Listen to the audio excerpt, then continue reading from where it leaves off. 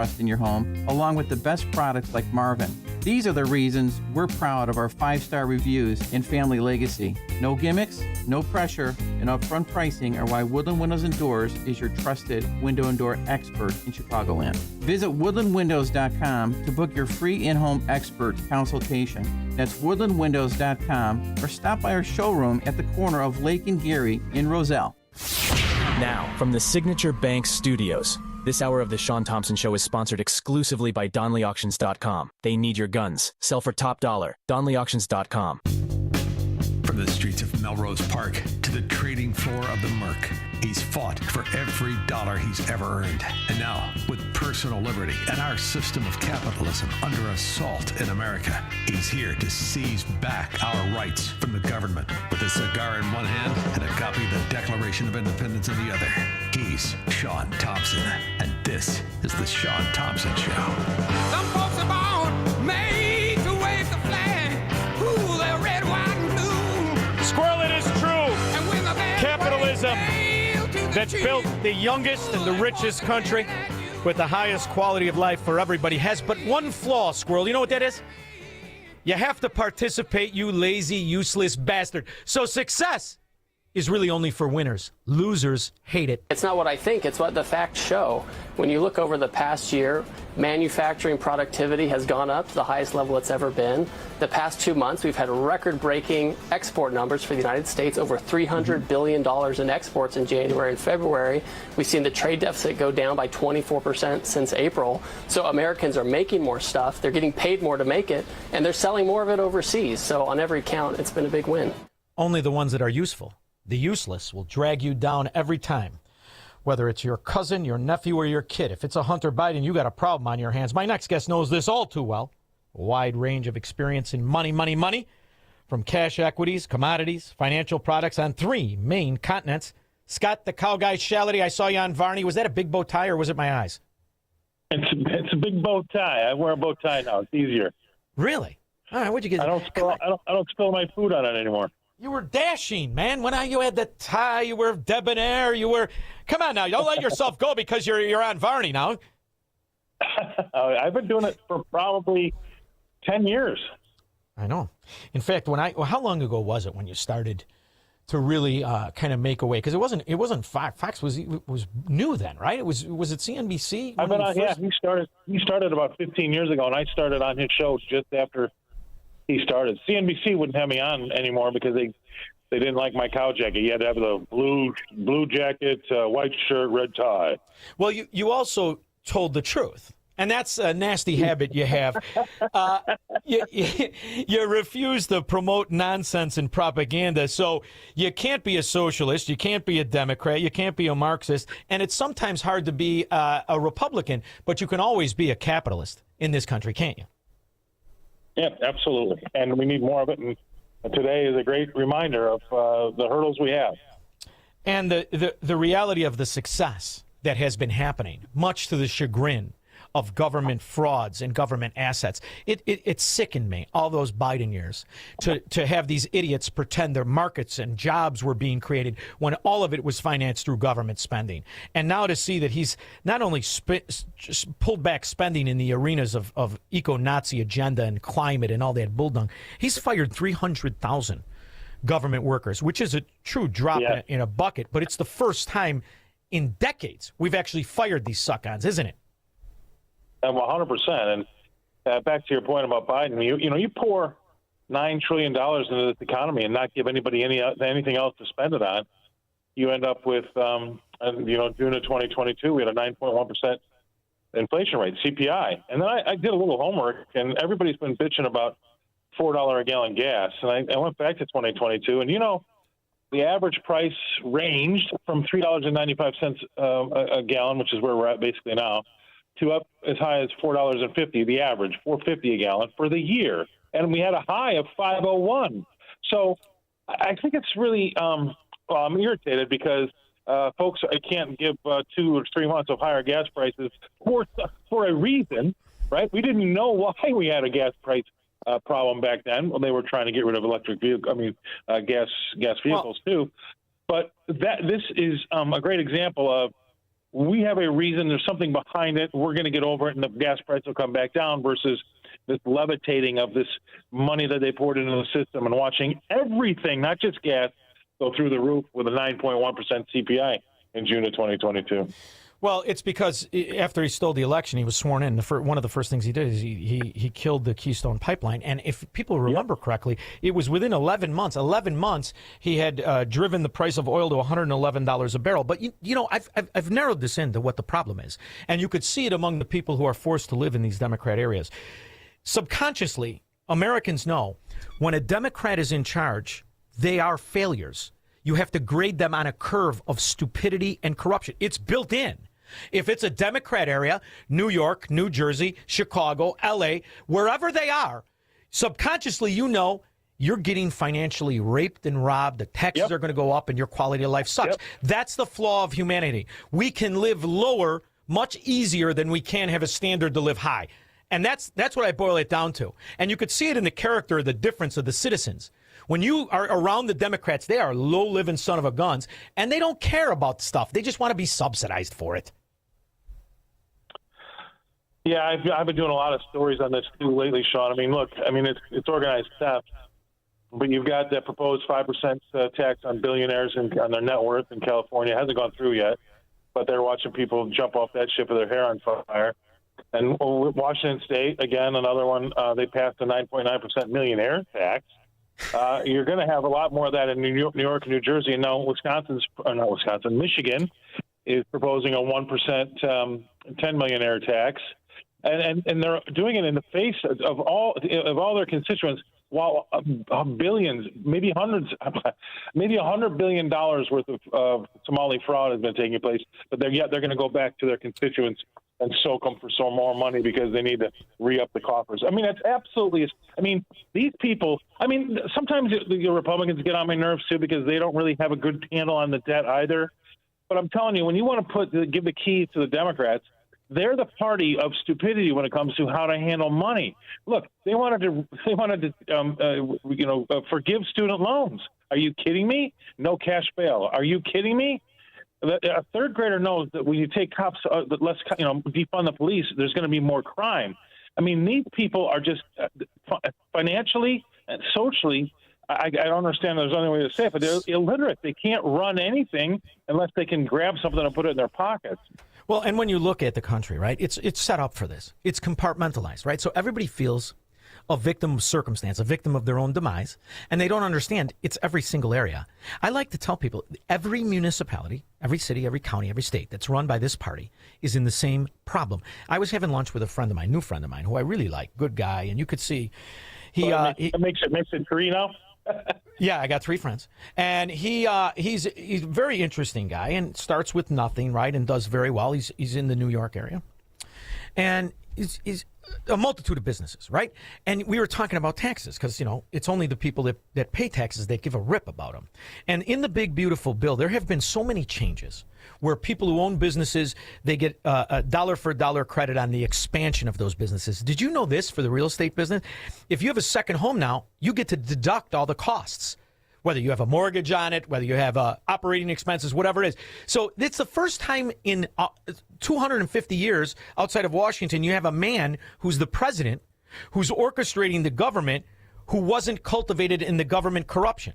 So we can really see some big changes. But this guy was talking, between the businesses, between the real estate, do you know what this one guy, what he generates in revenue for governments? And the reason is he's being extorted by New York. Extorted. Oh, yeah.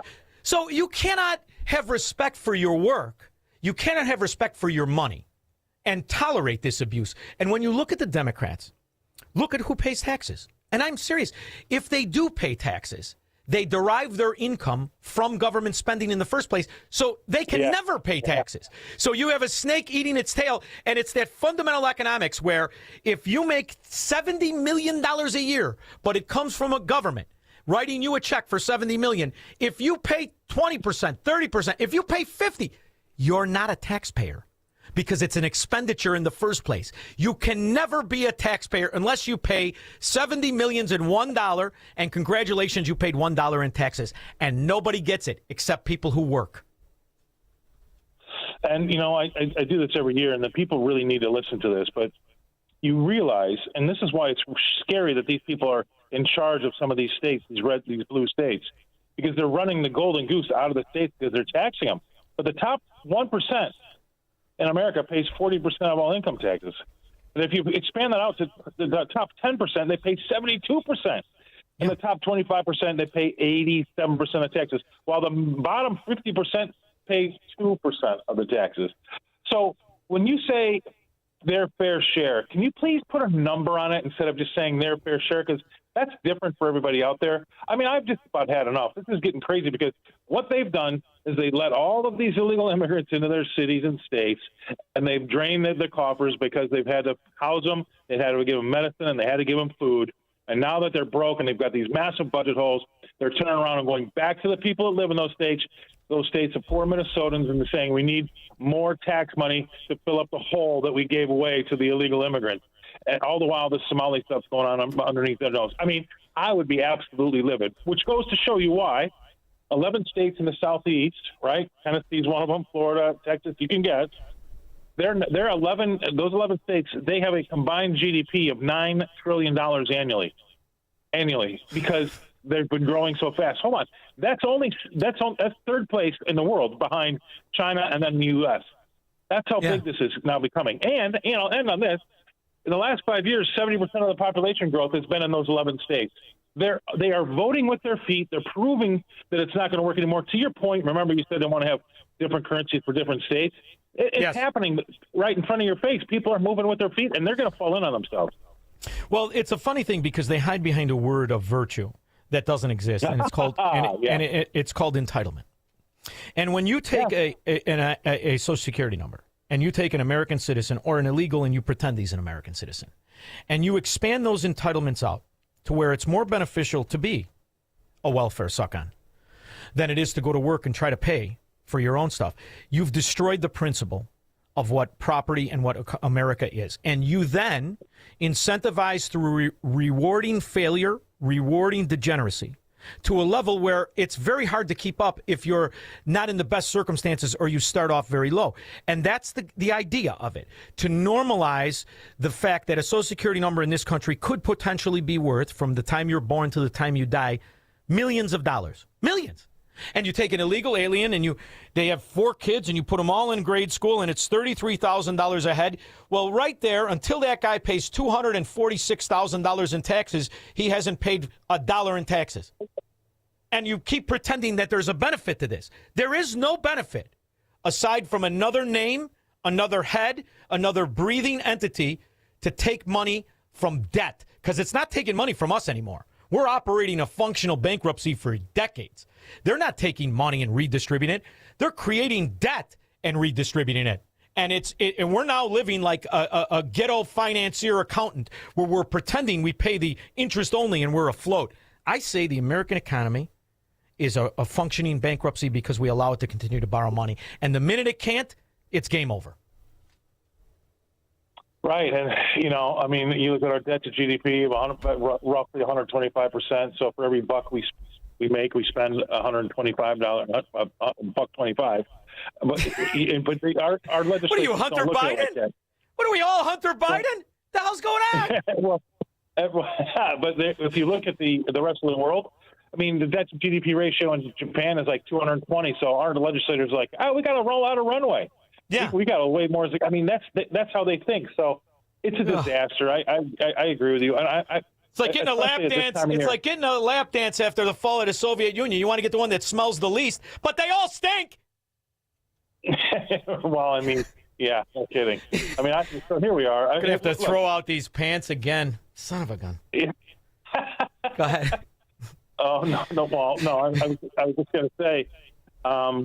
But this whole virtue signal you're mentioning, a couple of things. Number one, wind power is a virtue signal. Solar power is a virtue signal. Beyond Beef is a virtue signal. They never, ever make money. I've got a friend of mine that's a big hedge fund manager in New York.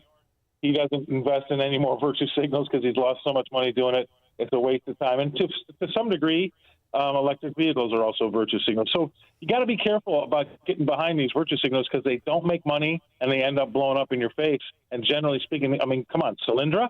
So they all basically have, and I'm not going to get behind them anymore. I asked a lot about Beyond Beef or Beyond Meat or Impossible Beef or whatever they had. You know what? It's a virtue signal, and look what they've done. Absolutely tanked. Nobody wants them and nobody cares. So what Trump is doing, I think, when you look at the way in which this New World Order took over the economies around the world and tried to make them one and destroyed America, when I look at what Trump is doing, he is destroying it in the same way it was put together.